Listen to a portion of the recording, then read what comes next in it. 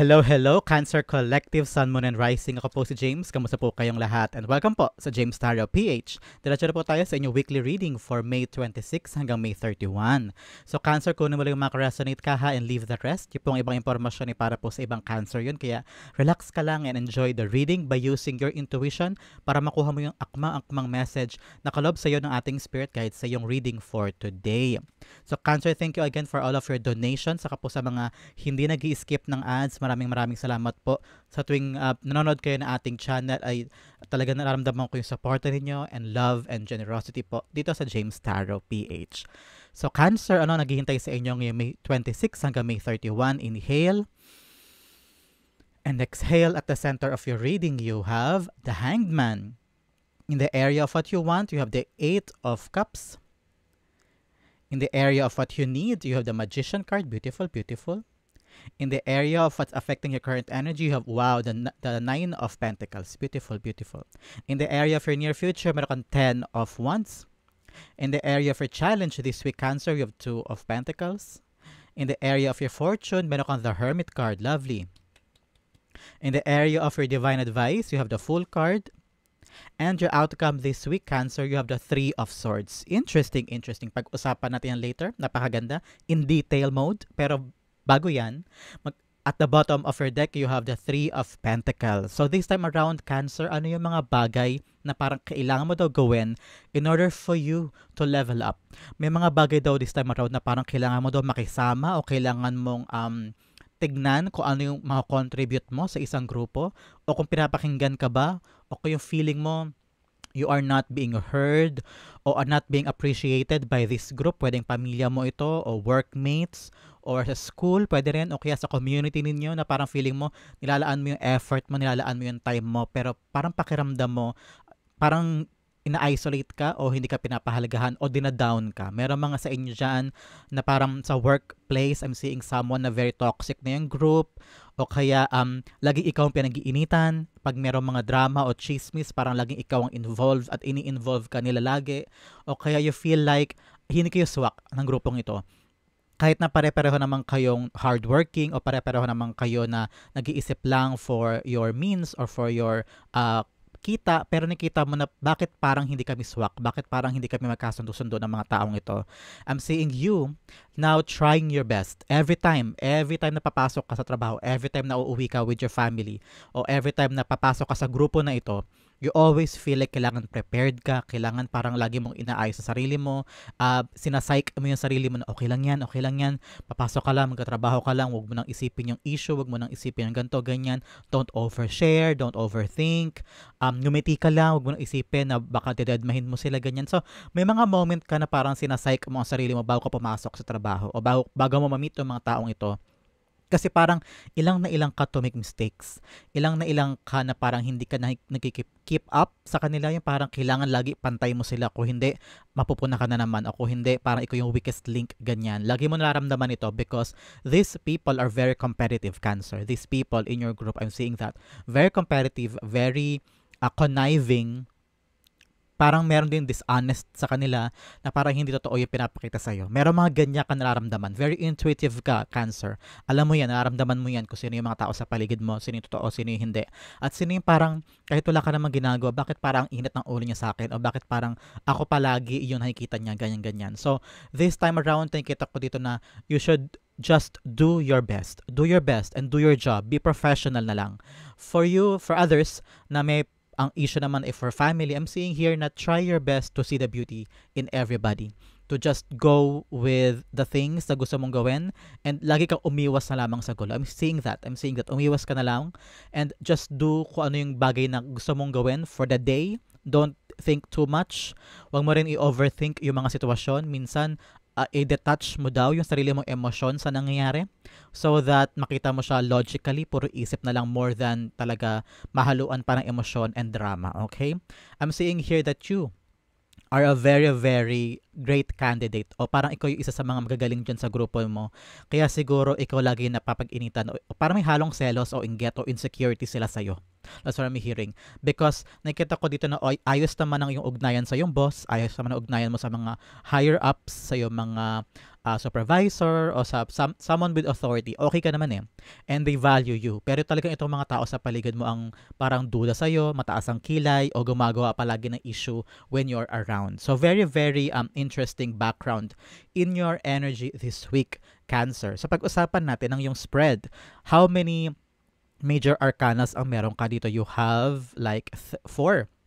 You have the Magician card, you have the Hanged Man, the Fool card, and the Hermit. So taga nakita ko dito individuality mo. Ikaw mismo. Ano yung mga balak mong gawin in order for you to achieve or to get out o kaya mag-stand out ka sa grupo na ito o makapag-success ka away from these people o parang magkaroon ka ng solusyon in order for things to be harmonious o maging maayos.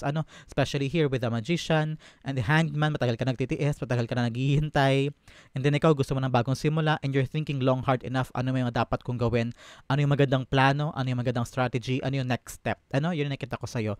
Very, very, tawag ito, introspective in your part, Cancer, na parang nag-iisip ka long hard enough kung anong dapat gawin, especially with this group. Nakita ko yung bigat with this group. Whether or not, in your face sila nagsasabi o in your face sila toxic o may naririnig-rinig ka lang about them at naapektuhan na yung trabaho nyo, yung passion project o yung ginagawa ninyo ay naapektuhan na because of this group. So start na natin ang iyong reading. At the center, you have the Hanged Man. Hanged Man here, merong mga bagay kang pinagkitiisan o parang hindi mo maunawaan ko bakit hindi umaandar, kung bakit parang feeling mo ako na naman, bakit parang laging stagnant o nag-stuck o parang laging kada andar, laging may aberya. And you're thinking, kailan ba ito matatapos? Kailan ba ito mapupulido? Kailan ba ito magdediretso? Bakit palaging may aberya? And with this group, nakita ko talaga na minsan meron sa inyo dyan na either laging gumagawa ng gulo o sentro ng gulo o laging minamagnify o binibig deal ang mga bagay-bagay. And you were like, ano ba? Bakit hindi na lang tayo maging sama-sama maayos? And you're thinking long hard enough, paano to sosolusyonan? And with the Hanged Man, parang gusto mong maghanap ng ibang perspektibo. Laging ganun parang lalawakan mo laging isip mo. Okay, for the greater good, for the betterment of everybody, okay lang to, kakayanin ko to. Titignan mo na lang sa other side of things, parang okay, para sa trabaho ito, hindi ko na lang big deal, okay lang yan, titiisin ko na lang, kakayanin ko na lang, makikisama na lang ako, hindi na lang ako magsasalita kung kinakailangan. So ikaw, may enlightenment in your part kung paano mo kakayanin o paano mo lulusutan yung isang endeavor with these people. And ngayon, you're thinking, paano, kailangan ko na bang umalis o kailangan ko na ba magstay pa rin? Is this job worth the sacrifice in dealing with these people? O may pagkakataon pa ba for me to change the course o lumipat o mag-iba? The Hanged Man's being clarified by the Temperance card. Yes, talagang nagtitiis ka. Ang tagal mo tong binabalanse sa buhay mo. Hindi mo alam kung paano ka aalis o kung paano ba dapat i-maneuver o panghawakan yung ganitong mga sitwasyon, especially with other people na insecure, para laging humahanap ng butas against you, o laging may issue sa'yo, palaging nagsusumbong sa taas, parang bakit ba hindi pwedeng tayo ay magtrabaho na lamang at hindi tayo magkompetensya. Parang wala naman dapat kompetisyon, hindi ba? But other people feels that way. So, ikaw ngayon, nag-iisip ka ng mga ways or means, may proseso ka na rin pinagdadaanan, that's what I'm hearing. Either nag-send ka na ng papers outside of this job o ikaw unti-unti ka na rin naghahanap ng iba pang trabaho, pero ngayon sinisimulan mo pa lang yung trabaho o yung proseso ng paghahanap ng ibang mapupuntahan. Kasi ayaw mo rin syempre biglain at ayaw mo rin syempre magkaroon ng mga padalos-dalos ng resulta o na action because you don't know naman kung ano patutunguhan mo outside of this job or outside of this family or this circle. Kaya ngayon nag-iisip ka pa lang paunti-unti. Nakikita ko yung action from you. Hindi mo minamadali ang sarili mo. You know that this takes time kasi ang hirap naman umalis bigla sa isang trabaho, especially sa panahon natin ngayon na hindi lahat may trabaho at hindi naman lahat nakakahanap ng maganda at permanente at financially stable na trabaho, hindi ba? So ang hirap kumilos. Ramdam ko in your part yan, Cancer. Dalawang card ito. Card of stagnancy and card of delay. Parang ikaw, gusto mo nang kumawala pa, parang ang tagal-tagal parang ngayon, ang bagal ng proseso, ang bagal naman nangyayari. Even the result, or even finding out kung paano i-execute ang plano, hindi mo magawa, hindi mo maorganisa ng maayos because ang hirap gumalaw sa panahon ngayon. Ang hirap aksyonan. Because parang feeling mo you're in the middle of something. Na kapag umaksyon ako, baka ito ang epekto. Baka pag hindi ako umaksyon, ito ang mangyari sa akin. Parang hindi mo na kasi kinakaya minsan-minsan yung mga relationship o ugnayan mo with these people. Kaya gusto mo nang kumawala. But this time around, nakita ko na naghihintay ka lang ng tamang oras. And you are now taking time on doing this. Ayaw mo kasi magkamali din. So, mahirap. Kaya I completely understand you, Cancer. In the area of what you want, you have the Eight of Cups. I'm sorry, Eight of Cups here. Like I said kanina, totoo nga naman na gusto mo talaga makaalis na, gusto mo nang makalayo, gusto mo na magsimula ulit. Especially here, meron kang a full card here na talagang sobra yung pain, ano? Meron ng mga taon talagang, I don't know, I've heard na meron nag-chismis sa'yo about something na false information, ganyan. Meron sa inyo sa grupo na ito na chinismis ka o pinahamak ka sa boss o parang nilaglag ka sa boss, kaya parang ang naging dating ikaw ngayon yung nasa bad light o ikaw yung nasa alanganing posisyon. Kaya siguro nandito si Hangman symbolizing na parang nakalambitin ka o nakabitin ka sa posisyon mo o sa trabaho mo ngayon. And nasa proseso ngayon yung paglipat mo o kung anong mangyayari sa'yo sa job mo na ito. And with these people na sobrang toxic and sobrang bad against you, talagang ito yung nagtutulak sa'yo na umalis at gustong-gusto mo na.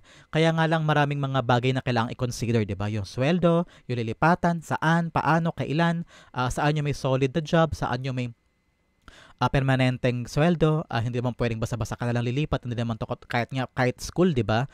Kung nag-aaral tayo, ang hirap-hirap maghanap ng lilipatang school, not just because sa school per se, but yung talagang transportation, yung klase ng environment and also yung kalidad ng pag-aaral, di ba? O saka yung teaching routine sa school na yan, kinoconsider natin. What more pa sa trabaho, di ba? Na kailangan mabusisi, kailangan hindi basta-basta pinagdesisyonan, kailangan sigurado at kailangan talagang totoong trabaho ang malilipatan mo at hindi bogus jobs, di ba?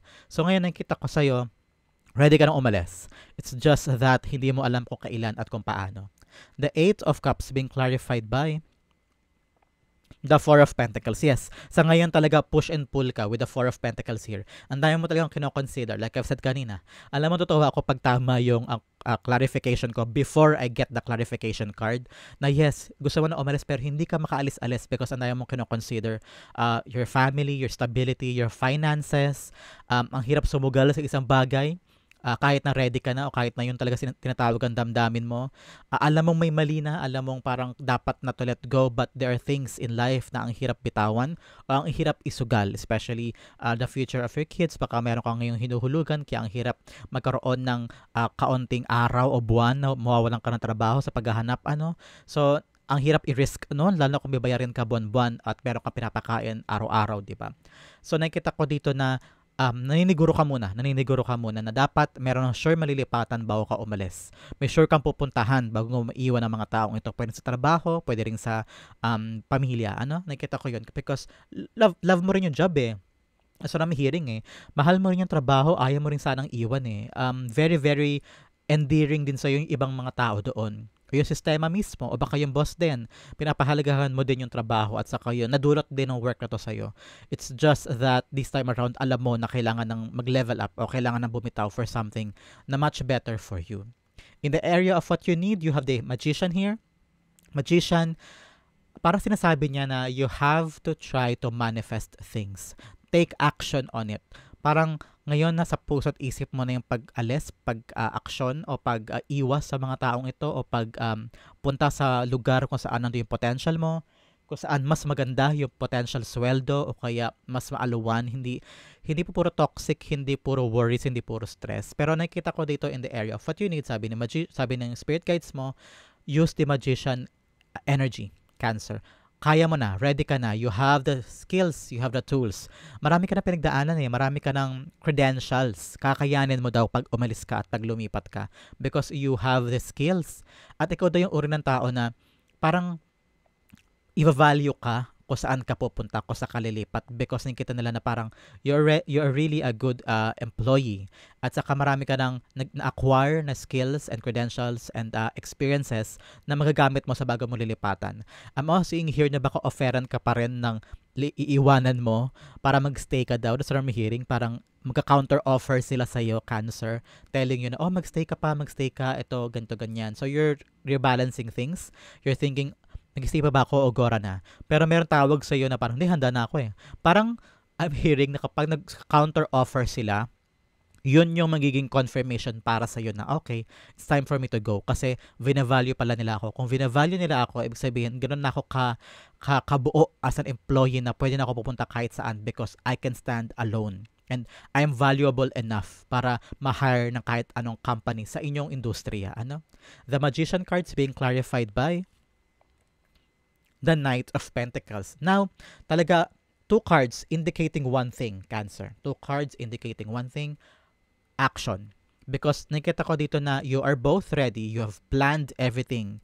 Naplano mo na to, handa ka na sa move na ito, napagnilay-nilayan mo to for a very long time, na-practice mo na din ata kung paano mo magpapaalam, saan ka pupunta, saan gagawin, ano yung pupuntahan, ano yung bagong simula mong tatahakin. I'm seeing someone trying na magnegosyo na lamang, parang gusto mong pansarili na lamang nakita, hindi ka na magka-try ulit sa isang employer-employee basis. Ngayon, parang self-employed ka na lamang at pampamilya, nakikita ko yan. But here, sabi ng spirit cards mo, in the area of what you need to take action in it. Kilos, gawa ka na because you have plans already in the motion at ikaw na lang ang hinihintay na magsagawa ng initial step in doing this. Okay, Cancer?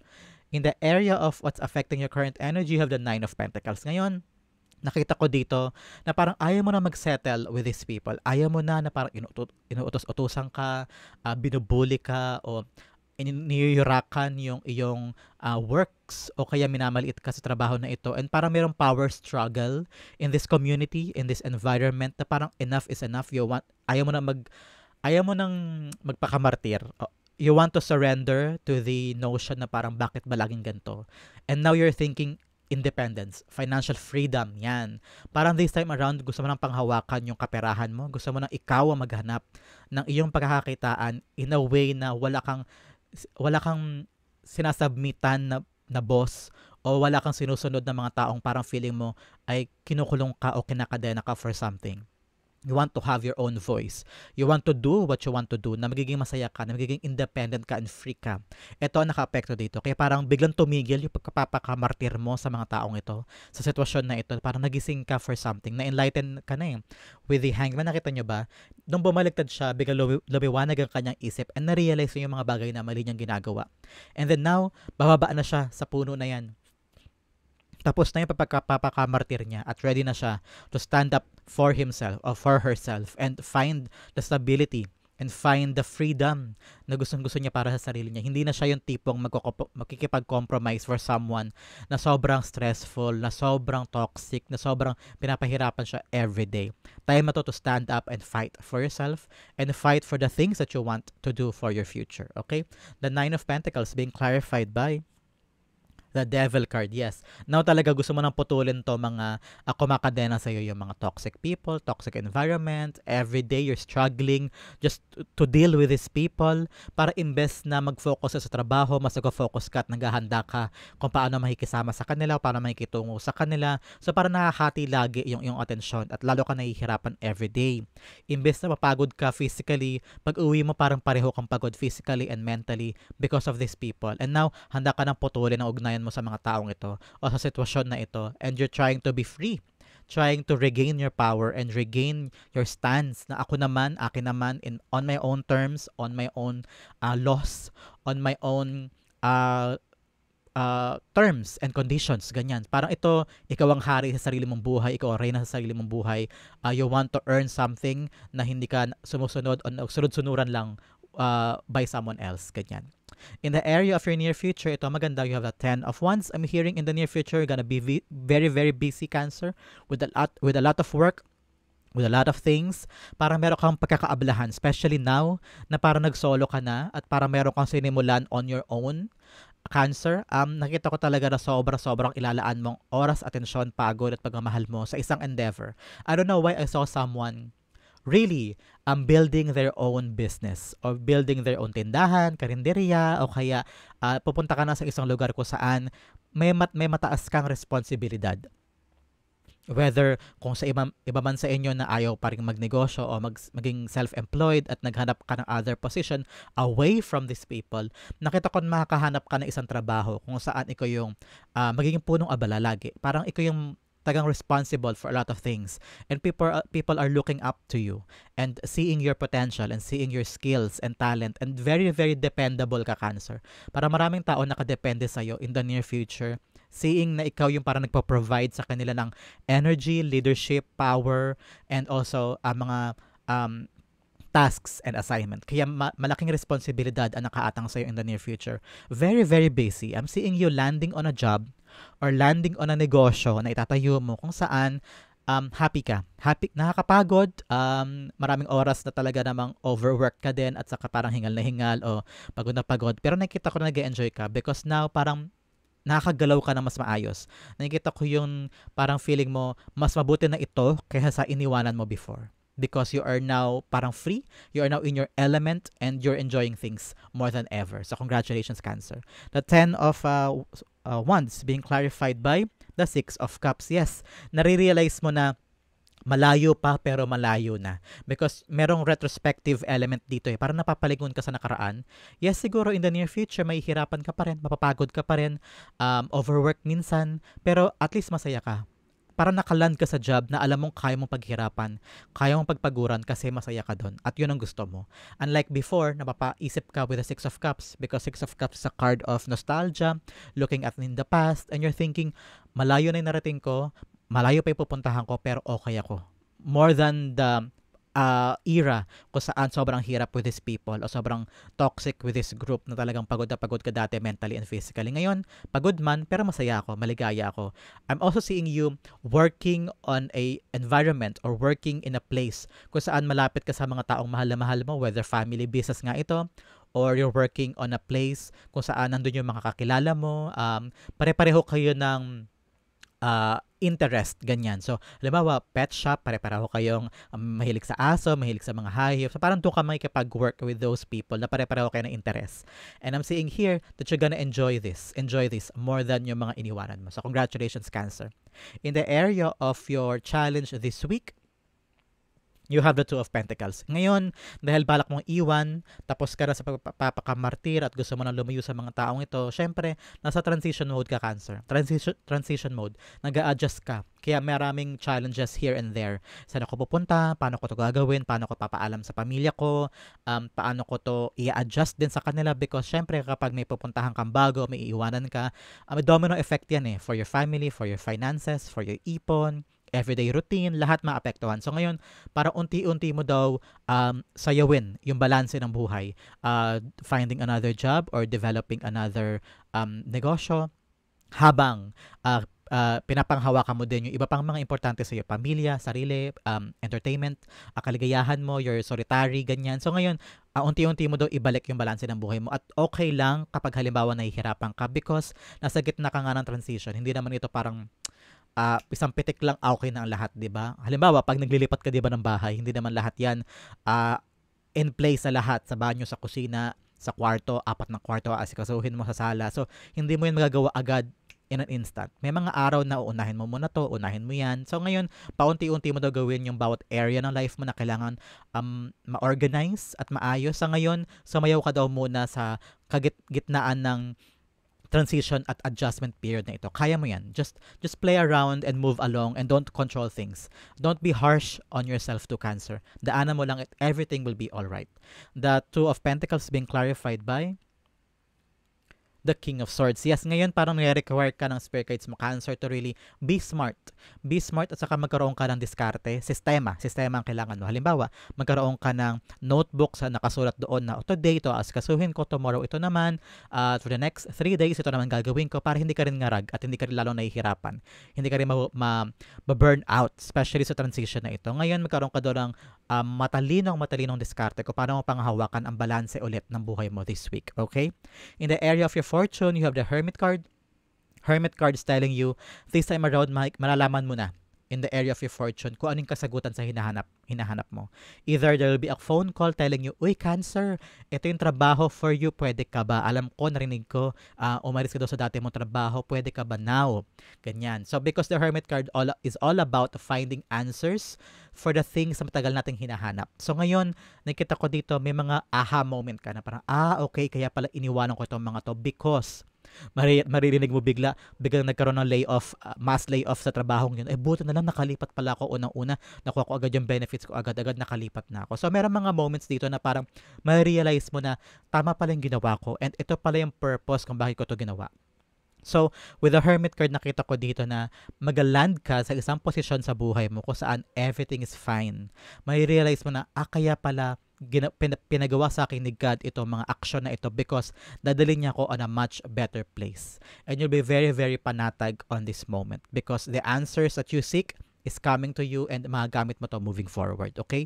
The Hermit cards being clarified by the Queen of Cups. Yes, panatag ka talaga. Panatag loob mo, panatag ang isip mo because you finally found the answers to all of your questions. Alam mo kung saan ka napupunta, paano ka na makakaipon, ano yung magandang trabaho, stable na, mabibigay mo na yung mga needs and responsibilities mo for your family, kids, ganyan. So, nasa moment ka na life mo na at peace ka na, payapa ka na. The answers that you need ay nandito na for you. Congratulations. Ang ganda-ganda nito. Very, very peaceful, tranquility, masaya ka, hindi na stressful, pati yung iyong isipan ay hindi na ganun stressful and ka-worried katulad dati, okay?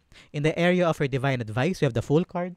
The Fool card here is telling you na huwag matakot magsimula. Kapag alam mo na ginigipit ka na, kapag alam mo na nahihirapan ka na, apekto na yung mental health mo, physical health mo, and feeling mo like kang upos o like kang dinadown, feeling mo inapakapakan ka o parang binubuli ka o feeling mo this job is not for you, have the courage and the bravery to step forward into the unknown. Like kang mag-start over. Huwag kang papalugmok at huwag ka laging mananatili sa baba. Always rise up and move forward. Okay? The Fool card is being clarified by the Five of Cups. Yes, always, kapag meron mga bagay na hindi na gumagana, especially with the Five of Cups, siya yung uri ng tao na kapag na-realize niya na hindi na gumagana, wala na mapipiga, okay na, moving on na, stop na to and you're now entering a new life, accepting to yourself na it's start to really to move on and start something new. Huwag ka daw lagi mag-i-stay sa isang bagay na alam mong hindi na para sa'yo. Huwag mo sasayangin yung oras. Always stand up and move forward. Okay, Cancer? Ang yung outcome na very interesting. Pag-usapan natin later. But first, let's have additional messages from the Divine. Ano pa yung mga karagdagang mensahe nila para sa'yo, Cancer? This week, you have Jug, light-hearted, carefree time. Ito yung panahon, especially in the transition, na daanan mo lang daw. Relax ka lang, kaya mo yan, malalagpasan mo yan. Another message, Broom, new home or new attitude. So, dahil may bago nga sa buhay mo, bagong lugar. Itong new home na to nakita ko na bagong environment. Kung saan mananatili ka lang for a very long time at masaya yung atmosphere, para kayong kakapatid, para kayong pamilya sa trabaho na yan. And kakaroon ka na bagong pag-asa, new attitude, new prospect and perspective sa buhay, okay? Another message you have, Kangaroo, unsettled times need to plan ahead. Like I said here, plano and action, okay? Another message you have, Wreath, sorrow over a loss. So talagang iniwan mo na to. May iniwan ka in the past and you try to move on. Mahirap, naintindihan ko kasi may mga iiwanan ka din mga kaibigan doon, nakasanayan na. Pero ganoon talaga you have to really move forward. Another message, you have dog close up, pleasure with a close friend. So ito yung time na parang bonding daw. May mga kabanding ang close friend this time around. Okay? Another message from the Divine. Tumalon. Ito kukunin lahat yan. Ang dami nila. We have both money or property through an inheritance, winning or windfall. Wow! Mananalo ka daw ng isang pera o prosperity or property through inheritance, mana, pagkapanalo o talaga may darating sa iyong kaperahan this time. Congratulations. Another message, forest, muddled and unclear thinking. Ito ang kailangan maiwasan. Kailangan talaga malinaw ang iyong isip this time, Cancer. Another message you have, wheel. Indecisiveness, allowing your life to rumble aimlessly. Like I said, dapat may matinong plano. Hindi pwedeng action ka lang basta-basta. Dapat may matino at concrete plan. Another message, you have staff. You will be taken care of in difficult times. So huwag ka mag-alala, kakayanin mo God is there providing everything for you in difficult times, okay? Another message, you have older woman, dealings or relationship with an older woman. So, sino daw yung mga matandang babae sa buhay mo na kailangan mong asikasuhin this time around o i-take into consideration, baka may pangangailangan siya o meron kayong dapat ayusin, okay? Ito ang area na kailangan mo pag-focus on this whole week, Cancer. You have acceptance. I am learning to accept the things that I cannot change. Very, very important tayo. Important to para sa'yo. Pag nilay-nilayan mo, Cancer. Acceptance. I am learning to accept the things that I cannot change. Things na hindi mo kayang kontrolin, hindi mo pwedeng puwersahin, at hindi mo mababago. I-accept mo daw, especially here with the Three of Swords. May mga pain, sorrow, heartaches, rejection, especially sa mga naganap dito sa mga taong ito, Cancer. I'm very, very I sympathize with you sa mga bagay na nangyari sa'yo sa mga taong ito, sa past job, toxic people, toxic environment. I'm feeling the pain. I'm hearing minsan naiiyak ka na o minsan hindi mo alam ang gagawin. Hindi ka makatulog minsan. So, ngayon nakita ko na kailangan mo daw lagi bumangon. Alam mo yung cards mo, it's all about you getting up. Babangon, kikilos, lalaban. Hindi ka pwede magstay na nakabagsak o durog na durog o nakalugmok. Huwag ka magstay sa kumunoy. Lagi kang babangon. At yung paraan para bumangon, ikaw ang magsisimula. Especially here, like I've said kanina, action. Ikaw ang kailangan magsimula ng action away from this pain, away from these people na sobrang toxic, sobrang talaga namang makadurog puso ang ginagawa sa'yo. So I'm hearing dito, you're on the path of healing, you're on the path of really remolding yung puso para magsimula ko ulit bumangon this time around. And huwag ka mag-alala, pagpasok ng June, magabago ng kapalaran mo. Unti-unti mo nang mababawasan tong pain, paunti-unti mo nang nalalet go yung mga nangyari and makakabangon ka na ulit, okay? The Three of Swords being clarified by the Page of Pentacles. Yes, may darating sa buhay mo pagpasok ng June, bagong job, bagong environment, or bagong love. Anything na papasok sa buhay mo na blessing, diyan ka mag-focus. You will prioritize this, aaralin mo, buuin mo, at magiging busy ka talaga, like I said here, in your future. Very, very busy, away from the pain, away from the people na talagang nakapagparamdam sa'yo ng mga mali. This time around, moving forward, babangon, lalaban, and embracing new things moving forward. Wow, Cancer, that is your May 26 to May 31 reading. Sa po kayo nakarelate, sa po kayo nakaresonate, comment down below and I'll be reading your messages. Thank you again for watching. This has been James for James Tarot PH. God bless everybody.